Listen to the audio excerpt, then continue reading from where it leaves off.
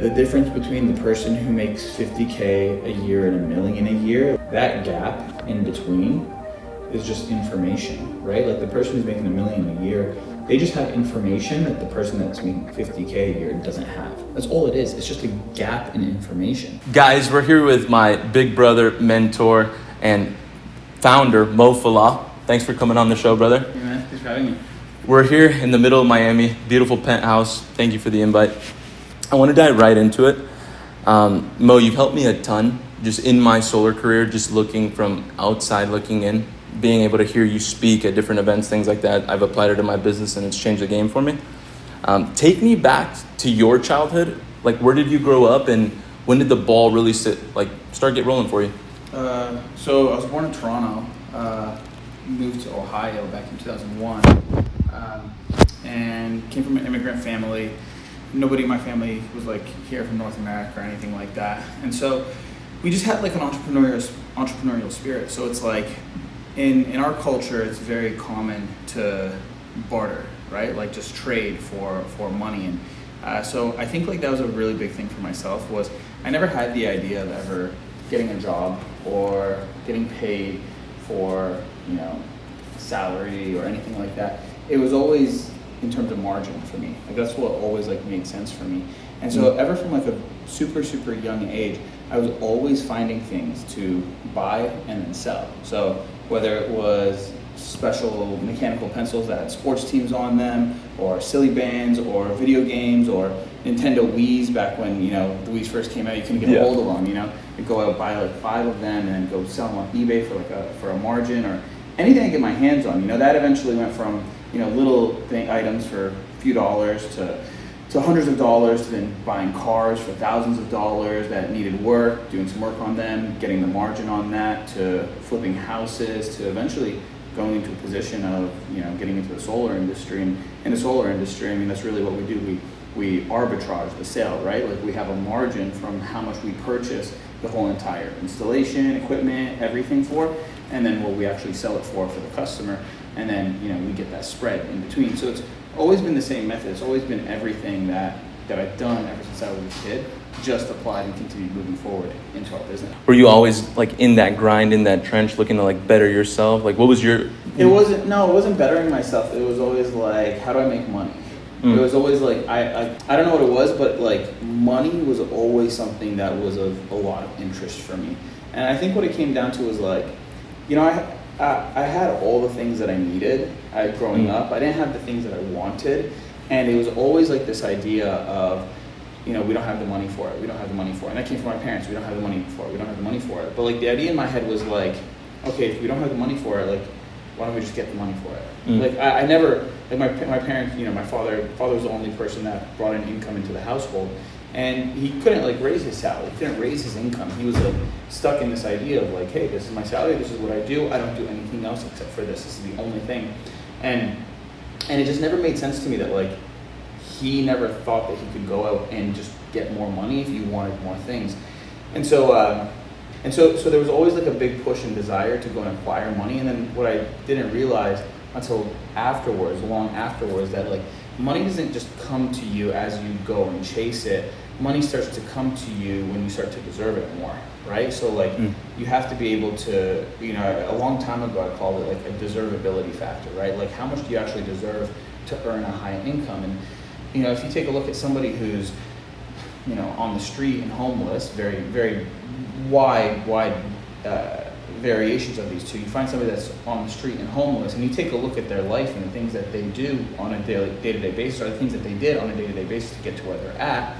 That person probably deserves to be in that situation. And then you go in and you take some of the most successful people on the planet and you take a look at what they did on a daily basis consistently to get to where they're at. They probably deserve to have those things based on the actions that they did, right? So it's like the person who was homeless probably got involved in drugs, probably lied to a lot of people, cheated a lot of people, stole from a lot of people, didn't have loyalty with others couldn't have loyalty with them, he couldn't trust others, other people couldn't trust him.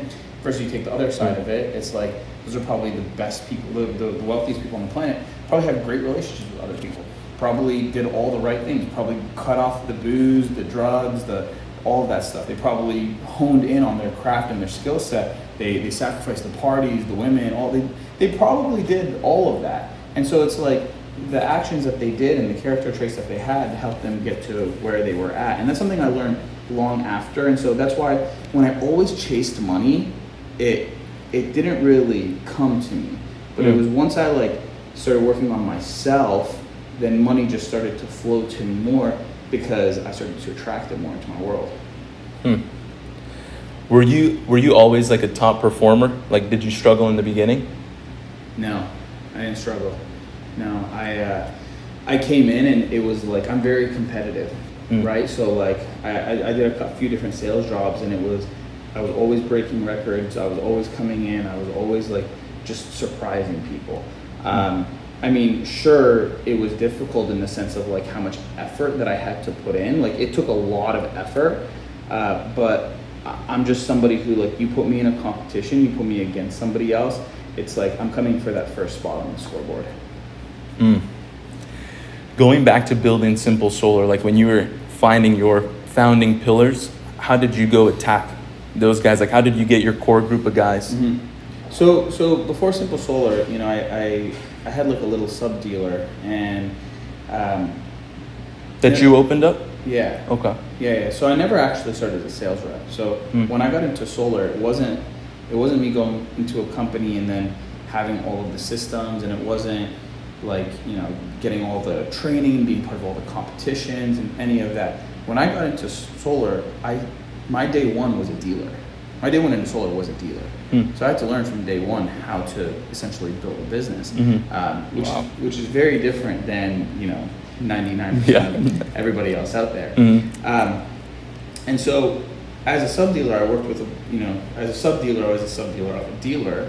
So when I first started, I was a dealer to an installer. And then I moved to California so I could actually build the business, because in Florida I didn't think that I could do it at the time, just with regulation. Now it's a lot better than what it used to be.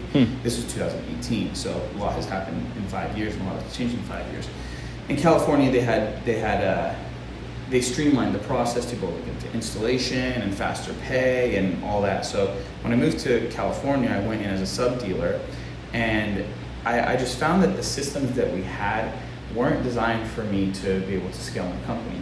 It was, and some of the installers that we worked with, everything was based on the company winning and not like the revenue winning, right? Like the people who bring in the revenue are the most important parts of the business, right? Like if you don't have revenue, you don't have a business. So that essentially in my mind equated to the salespeople are the most important part of the company.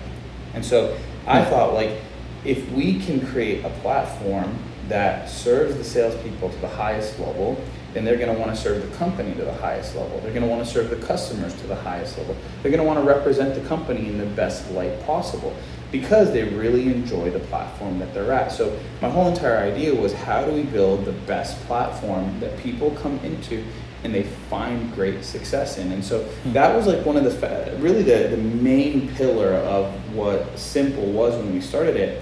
It was a company that was going to be established by reps for reps. It was something that was designed so that we could take it from. It was something that was designed so we could take it from you. Doesn't matter if it's an organization that's new. We're going to build everything inside of this organization and company so that we can make it the best place for somebody to come and work at. And it didn't mean that we had the lowest red lines and we paid the most. It was the place where they were going to make the most money. And so I believe that we were able to do something that was called create value, right? So anyone can come in and just get a low price, then go be able to sell it. But is it better to sell 2 accounts, or is it better to sell 10 accounts? Better to sell 10 accounts. Why? You're serving more people. You're feeling confident about your skill set. You're going to last in this business a whole lot longer. You're going to be able to get more referrals. You're going to be able to get more attention. You're going to get more statistics on the board. You're going to help more people. The planet's in a better place. So there are a lot of other factors that come to determine success in this business, more so than just how do I make the most out of every deal. In my mind, volume beats all. And so if a sales rep can serve 10 people, in my eyes, I believe that was more valuable than a sales rep serving 2 people. And so that's why we charged what we did, because we were able to provide a lot more value. We were able to provide a lot more value than just a place where you get a price and go sell. How are you able to consistently forecast your vision, like to your people? I mean, you know, you just keep repeating it, right? Like, people need to know what they're going for. So we set the goal on day one of 25 million in the first year, and it was a reminder. Like, literally, it was a reminder every single day. Hey, we're not on track. We're not on track. Hey, we're on track. We got to keep pushing. We can't get behind. We're finally where we need to be. Let's keep going. We don't want to let off the gas. We can't get to the end of the year and not hit our goal. So it was just a consistent reminder. That's it. You know, I knew that people follow vision, and when you provide vision for other people, they know where to go, right? Like if you're gonna go into a tunnel that you've never been into, and if you had the ability just to like turn on the lights, like you'd be able to know more where to go, what directions to turn, what to do. And if you don't cast that vision consistently, people are just gonna be in the dark. They don't have a roadmap. Right? So the whole entire idea of like casting vision is just being able to help other people see the roadmap. Thank you. I hope you guys have a notepad out. A lot of people know about your exit. You got to exit at 27 for over 8 figures. What was it like when that check cleared, and knowing that you were a young, ambitious man at one point? Like, what did it feel like when that check cleared and you saw it in your account? You know, nothing. I thought it was going to be like this huge, crazy moment, and you know, it really felt like nothing changed.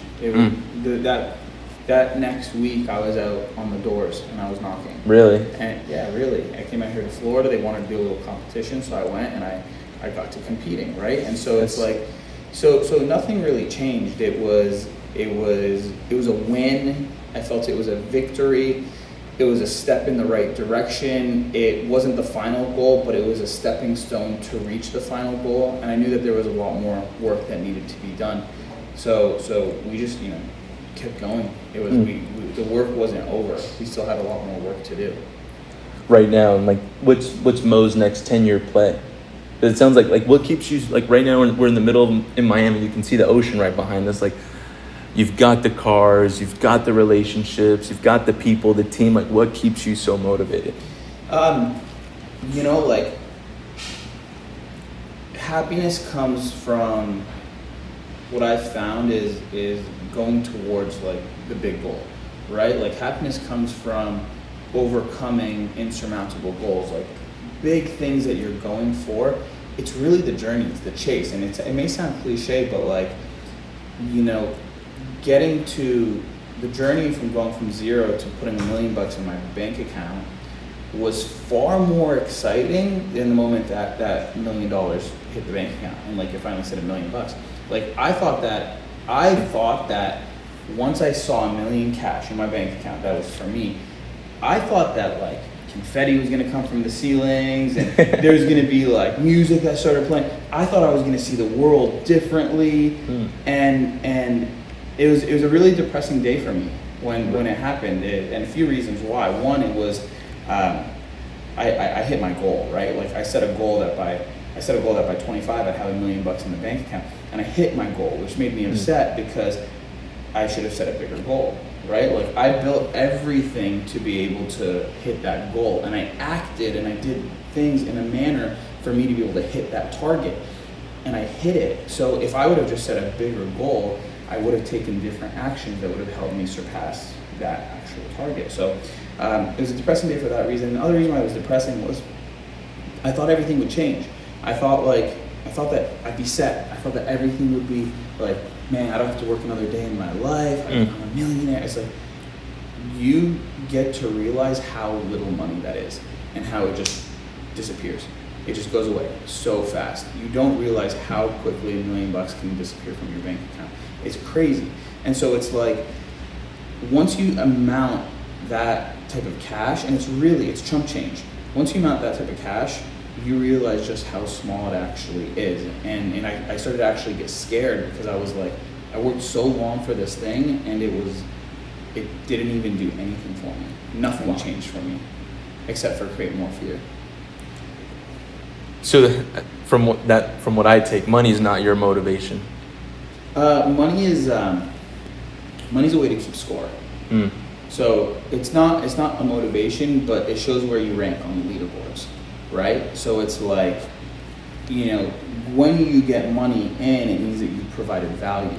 Oh, that's what it is. Money's a representation of how much value you've contributed to society. Someone who doesn't, that's why the homeless person, he doesn't contribute anything to society. That's why the bank account reflects, right? So versus those who amount to the most amount of wealth, right? Like look at Jeff Bezos. Like, I mean, I've got like 12 Amazon boxes right over there.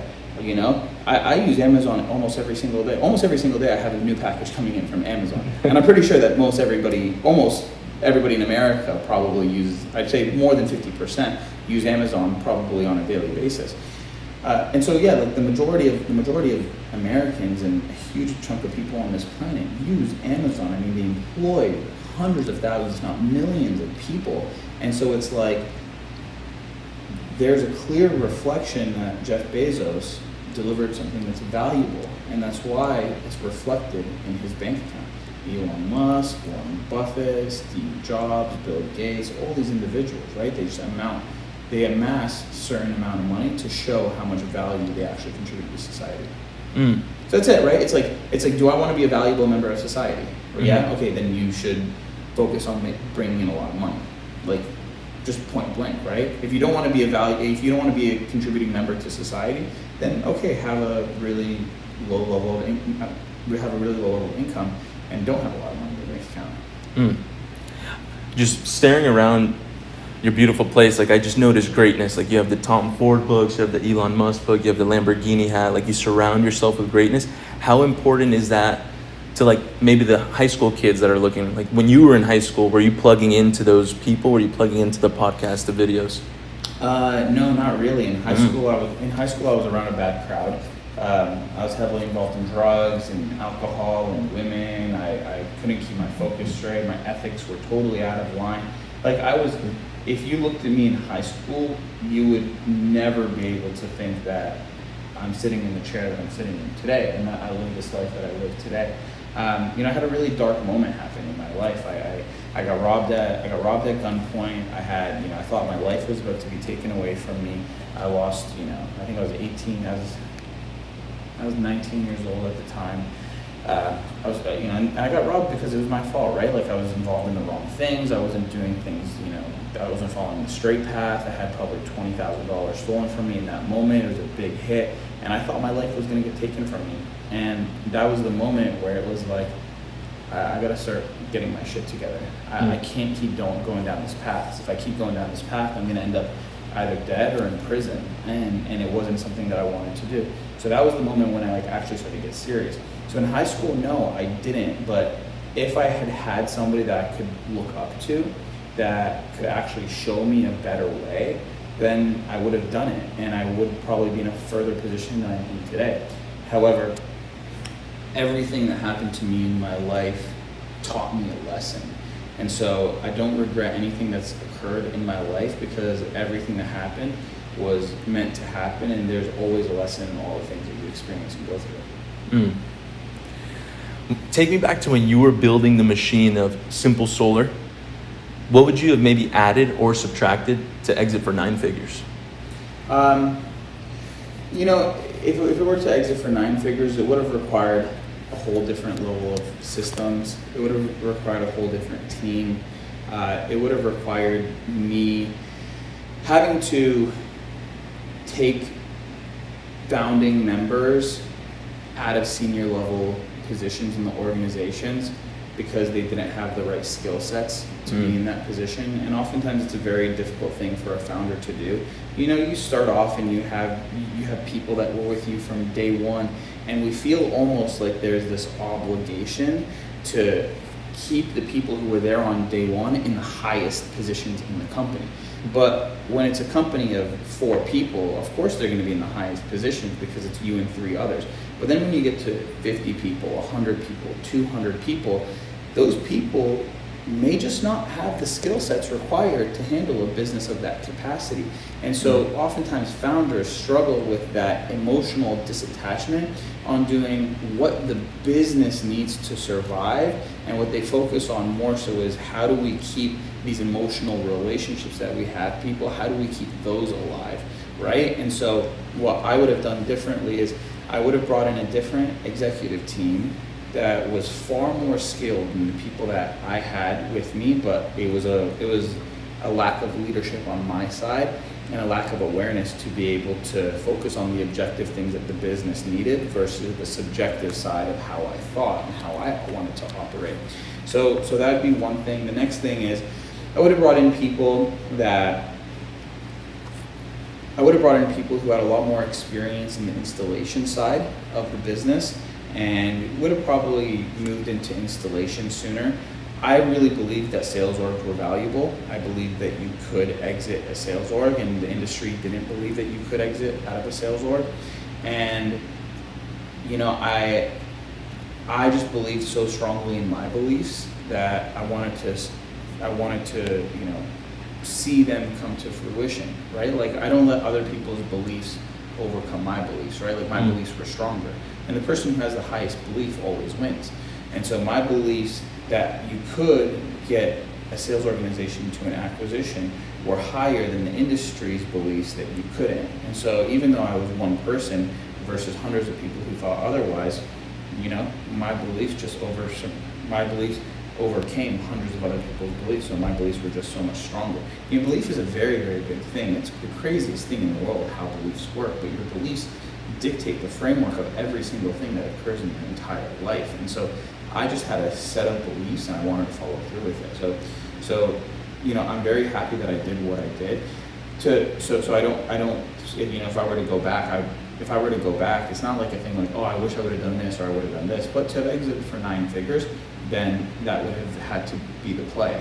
But as a founder, I was somebody who took money out of the business, right? Like, I took cash out of the business because I wanted to secure myself, right? Like, I'm somebody who likes security. I like the idea that I'm working today and I also get to reward myself. So I didn't reinvest every dollar back into the business, right? Like, I invested it back into creating security and confidence for myself by pulling money out, investing into real estate, investing in my own personal development, investing in things that if the whole entire industry went to shit and completely collapsed, that I know that the work that I did for several years, that there was actually something tangible to show for it.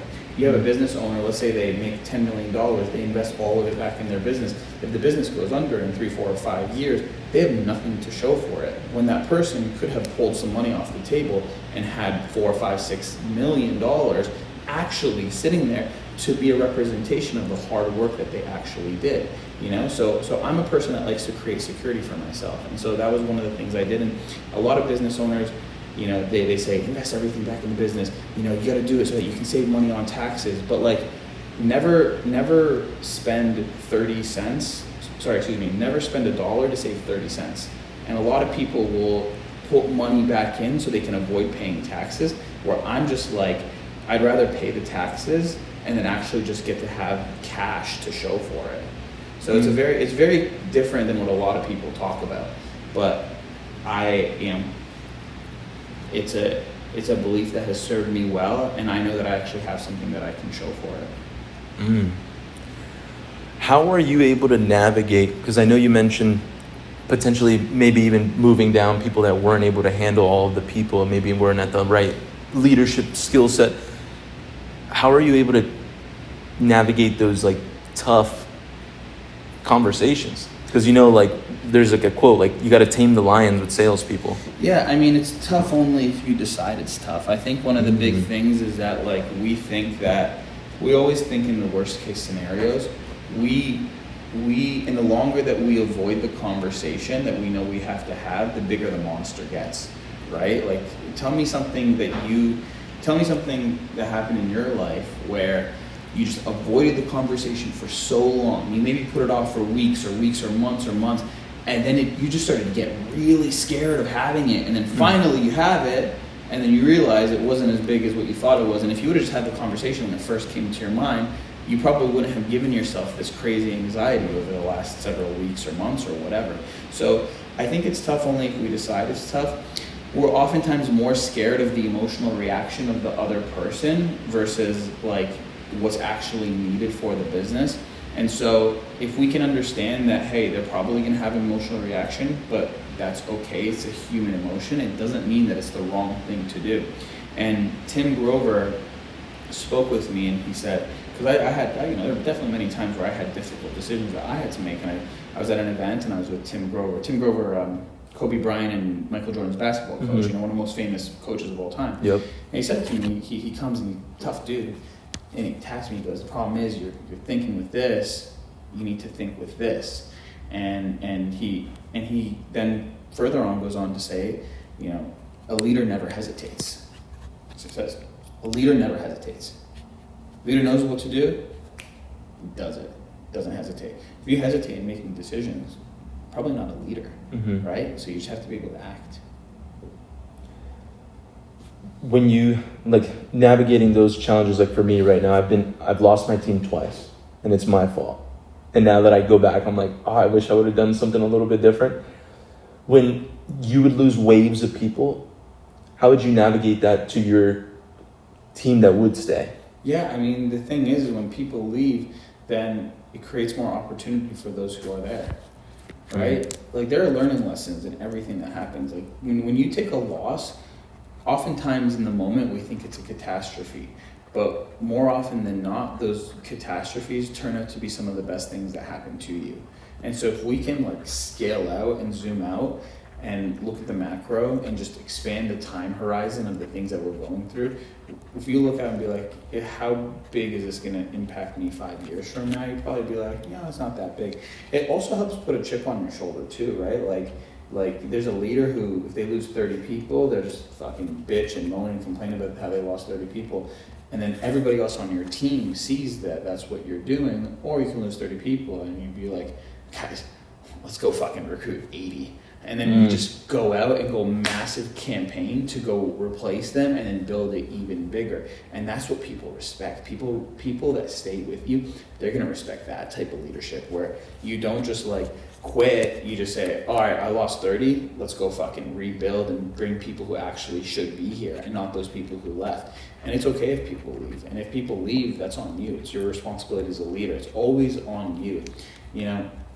If you can understand the fact that everything's your fault, you will do way, way better in business than if you try and point the finger at other people. I feel like that's one of my biggest lessons I've learned from you. Hearing you speak, you always say it's my fault. And just adopting that, I've been able to adopt it, just makes me feel way better. Everything. When I say everything is my fault, every single thing is my fault. Somebody crosses through a red light and T-bones me, my fault. It's nothing to do with the person who crossed through the red light. I didn't leave early. I left too late. I didn't leave early enough. I didn't have my awareness up to take a look around. It was my fault, if if you think it's somebody else, or you think that external factors influence and impact how your life goes, you're a victim. You're just a total fucking victim. And so literally everything is your fault.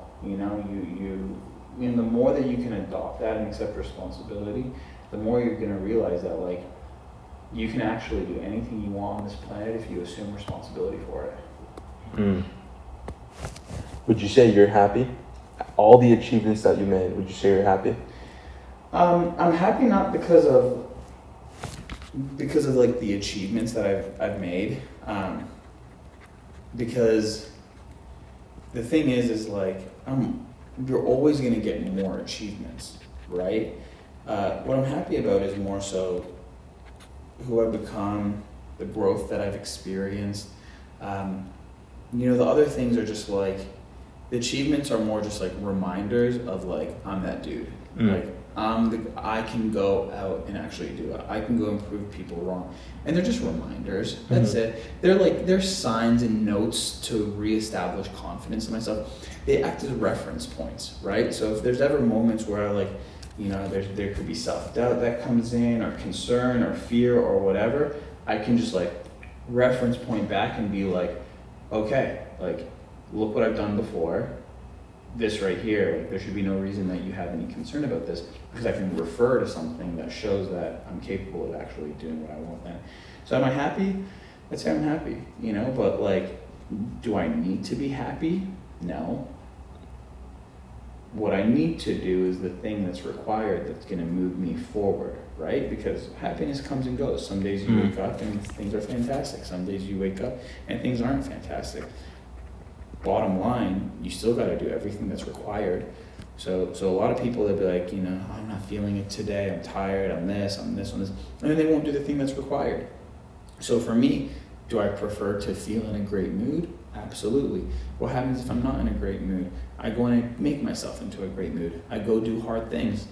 I go do things that challenge myself. I go do things that I know are going to make me better. I go and I collect wins. And so I push so hard to just grow in every single way. And so happiness is a very interesting conversation, but all I know is that I'm happiest when I'm going for something, I'm seeing progress in things, and I'm winning. That's when I see happiness occurring most in me. For someone that is at home right now, maybe potentially living at their parents' house, or just kind of lost, what would you tell, I'm 22, looking to learn from the greats like yourself, what would you tell 22-year-old Mo, knowing what you know now? 22-year-old Mo, find the vehicle that's going to work for you. You don't necessarily need to focus on money right now. What you need to focus on is information. The difference between the person who makes $50K a year and $1 million a year, let's say there's this right here, $50K, $1 million, that gap in between is just information, right? The person who's making $1 million a year, they just have information that the person that's making $50K a year doesn't have. That's all it is. It's just a gap in information. So go and find the people who are doing that and then work for them, learn the things that they do, and then go in and do double what they do. Because the person who, if you're at $50K and you want to make, $500K, you still got a lot to learn. There's still a lot of skill sets. You probably suck at what you do, and that's okay. You're gonna suck anytime you start anything. It just happens every single time. There are 4 levels of learning, and the first level of learning is you fucking suck. And so going through the point of knowing, hey, I'm gonna suck at this, that's why you have to work double the person who's doing 500, because you have to go and learn skills. And so it's going to take you a lot more effort and energy to be able to make that same type of money. So I would focus on that. That would be the thing that I would say is put attention on getting the skill sets and learning, rather than going out and finding the place that pays you the most money. Because even if they pay you the most money, if you don't have the skill sets, you're not going to make any money at all. So your 20s, it sounds like, gather all the information. Is that what you say? Your 20s, gather the info. 30s is that's when you start to make the big plays? No. You said if I were to talk to my 22-year-old self, that's what I tell my 22-year-old self. Okay. 22-year-old self, all I did was chase money, and I wasn't really focused on personal development. So I would say your 20s, you're grinding.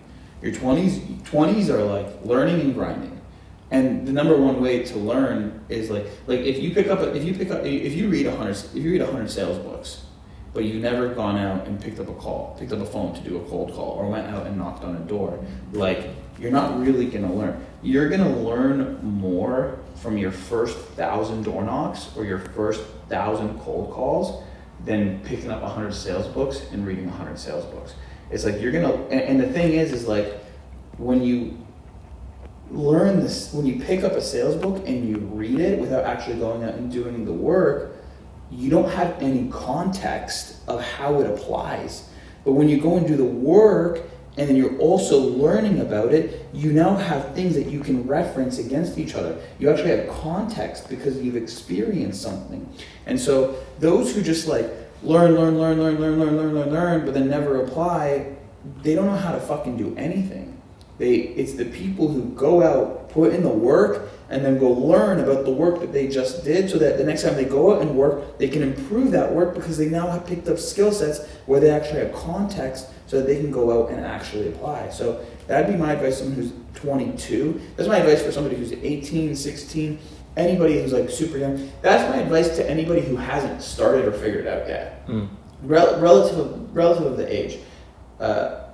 If somebody hasn't started yet, that's what I would do to start. And then wherever you're at, just like understand you just gotta grind, like work your butt off and just totally grind towards it. Knowing what you know now, what's Moe's next play? Because now you're 28? 28 now. 28 now. What's from 30 to 40? What's the big vision? Yeah, I'm not really looking out to 40 years old. It's always going to be a general idea of, the impact that I'm going to provide for the planet, right? Like how do I influence the most number of people on this planet? How do I do that, right? So, over the next 2 years, I have a game plan on what my next journey is going to be. Over the next 2 years, over the next really 2 to 3 years, I'm diving really deep into the solar consulting space, getting more people into the industry, training people who are currently in the industry, whether you're a brand new rep, you're an experienced manager, or you're the owner of a dealer organization. I'm going to be working hands-on with a lot more organizations. After I exited the company, I stayed in the organization for about a year. And it was about 2 months ago where I fully stepped out of the company. So I no longer am an employee at Simple Solar. And so one of the big things for myself was I loved training people. It was one of my favorite things is like coaching and consulting and training and educating because it helps others. And I was very limited in what I could do because of all my attention while I was working at Simple. All of my attention went on only delivering that value to the people in Simple. But there are hundreds of organizations across the United States who could use my help and who need my help, who would grow and scale way bigger, faster, and more effectively if I could simply shorten that time frame in which they gather the information. And like I mentioned before, the only thing that's changing someone from 50K to $1 million is information. And so I have the information that's at the top. I have the information on how to make millions of dollars a year. I have the information on how to exit the company. I have the information that all those people don't have. And so if somebody's making 100K a year and they want to make $1 million a year, if they're not investing in personal development and coaching, they're literally costing themselves $900,000 a year. Not having the information, if you're at 100 grand and you want to make $1 million a year, your lack of information is costing you $900,000 a year. Most coaching programs out there are 5K, 10K, 15K, 25K, 50K, and people are afraid to spend 10K, but that lack of spending 10K is costing them 500K a year. It's this most illogical thing that I see in people who are scared to invest in personal development, but it's literally the only thing that people are lacking is information. And so I'm stepping into the space because I have the information and I'm going to be the person who has it that delivers it to the people who need it. And I don't think that there's anybody in the space that has a track record like mine. I don't think that there's anybody in the space who has done the things that I've done.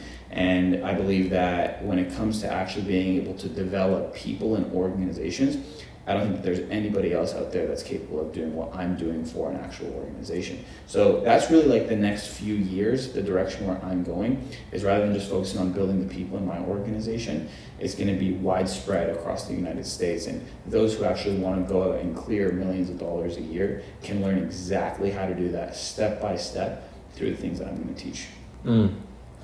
What would you say, if you could summarize in a couple sentences, your biggest lesson from finding and building up Simple Solar now to your next journey? I'd say I sacrificed a lot of relationships throughout that now looking back, I could have managed more. I thought that it was, and now there are definitely people who have cut off who needed to get cut off. That's like a for sure thing. But I neglected family, I neglected my health, I neglected the things that were important to me, I neglected the things that I found joy in, I neglected the things that like I would go out and experience that like really had me feel fulfilled. And I just completely got rid of all of those because I was like, the only thing that I can do is this. And what I realize now is that, one, I didn't have to give up on all of that, right? I could have still had it all. But what I did was I made justification and excuses as to why I couldn't have it all and how this thing was the most important thing. But that's just like, what that was Moe taking on the identity of a company. And so I thought I was the company. And then through a lot of processing and self-awareness and working on myself, what I realized is that I wasn't the company, right? I thought that I was the whole entire thing.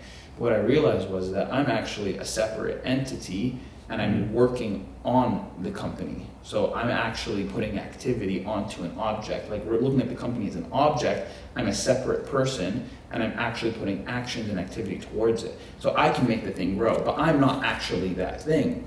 And so when I thought that I was that thing, it encompassed and embodied my whole entire being. And I finally was able to step out of that and realize it's just a thing that I work on. And then another thing that I work on is health. Another thing I work on is relationships. Another thing that I work on is family. Another thing that I work on is community. Another thing I work on is the planet. Another thing that I work on is giving back to society. So it's like I'm one person and one being that can impact a lot of different things, and I neglected that significantly because I thought I was that. And so the big thing as going into my next venture and many ventures, because I'm it's not just like a one and done. It's like I'm going to be if you're a real entrepreneur, then you're going to go on and build businesses for the rest of your life. And so one of the big things I'm going to take away from me is that thing is not going to become me. I'm always going to be me and be true to myself. Never degrade on my values, never degrade on my ethics, and always be never compromise on my values, never compromise on my morals and my ethics, and always just be somebody that's capable of working on many things and not actually be somebody who adopts the identity of the business that I'm in. That was freaking fire, brother.